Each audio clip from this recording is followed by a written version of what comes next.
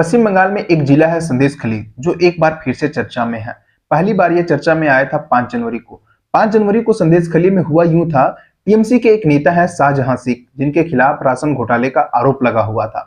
इसी मामले में ईडी की टीम उनके कई ठिकानों के ऊपर जांच करने पहुंचती है। लेकिन उसी दौरान शेख शाहजहां के जो समर्थक हैं, उनके चाहने वाले हैं, वे लोग ईडी की टीम के ऊपर हमला कर देते हैं, उनकी गाड़ी के ऊपर पत्थरबाजी करना शुरू कर देते हैं। तब पहली बार पश्चिम बंगाल का संदेशखाली जिला काफी चर्चा में था। लेकिन इस बार फिर से संदेशखाली जिला एक बार फिर से चर्चा में आ गया है। इस बार चर्चा में यूं आया है कि वहां की जो महिलाएं हैं, जो संदेशखाली जिले की जो महिलाएं हैं, वे लोग शेख शाहजहां और उनके समर्थकों के खिलाफ प्रोटेस्ट कर रही हैं। वे लोग आरोप लगा रहे हैं कि यौन उत्पीड़न का, यौन शोषण का ये लोग आरोप लगा रहे हैं। और अब बात इतनी दूर तक बढ़ गई है कि पश्चिम बंगाल में राष्ट्रपति शासन लगाने की भी बात कही गई है और राष्ट्रपति से इसकी गुहार लगाई गई है।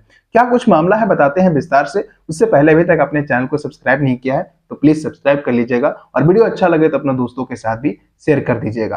तो शुरू से बताते हैं आपको।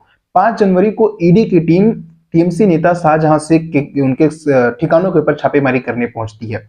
टीएमसी नेता शाहजहां शेख के ऊपर राशन घोटाले के आरोप लगे हुए थे। उनके कई दिनों से ईडी की टीम लगातार अगर देखेंगे तो उनको समन भेज रही थी, लेकिन वे कभी भी ईडी के समक्ष पेश नहीं हो रहे थे। तब ईडी की टीम उनके कई ठिकानों के ऊपर छापेमारी करने पहुंचती है।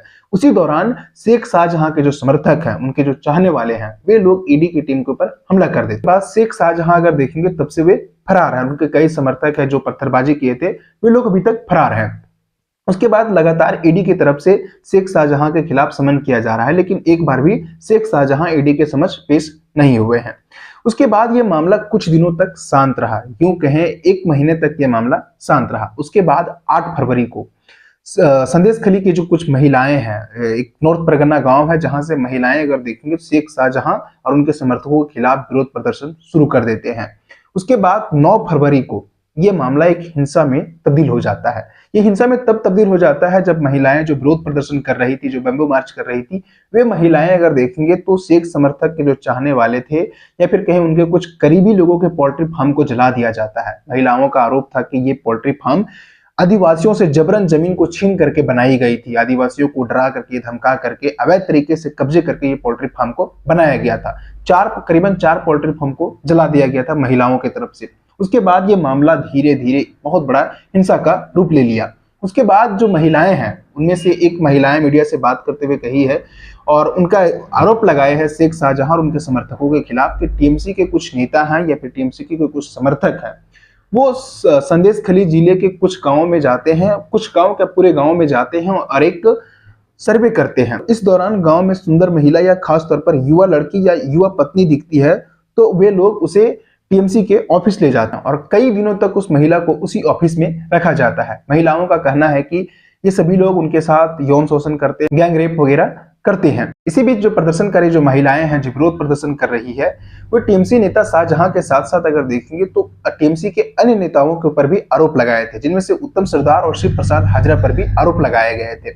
महिलाओं के आरोप लगने के बाद क्या कुछ हुआ, 10 फरवरी को अगर देखेंगे तो पश्चिम बंगाल के जो राज्यपाल हैं सीवी आनंद बोस, उन्होंने इस मामले की प्रतिक्रिया ली और 12 फरवरी को उन्होंने महिलाओं से मुलाकात की और उन्होंने कहा कि इसका न्याय हम बहुत जल्दी दिलाएंगे। इसी बीच अगर देखेंगे तो 2 व्यक्ति को गिरफ्तार पुलिस करती है, लेकिन 12 फरवरी को इन लोगों को जमानत भी मिल जाती है।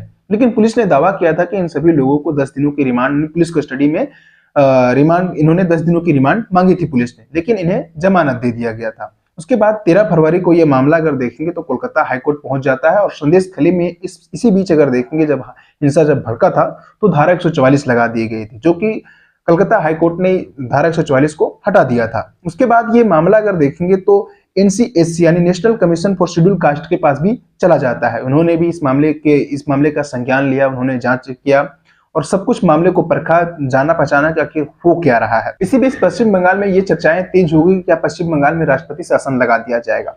एक संस्था है NCSC, national commission for schedule caste.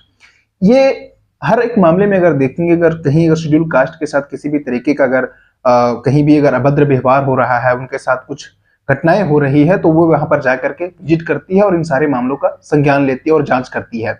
इसके जो प्रेसिडेंट है अरुण हल्दीर, उन्होंने प्रेसिडेंट को एक पत्र लिखा है जिसमें उन्होंने पश्चिम बंगाल में राष्ट्रपति शासन लगाने की भी बात कही है। अब आपको बता दें कि हमारे संविधान के आर्टिकल 338 के तहत शेड्यूल कास्ट के साथ अगर कहीं भी कुछ होता है देश के अंदर तो वो जांच कर सकती है और इस रिपोर्ट को प्रेसिडेंट को सौंप सकती है और वो राष्ट्रपति शासन लगाने की भी मांग कर सकती है।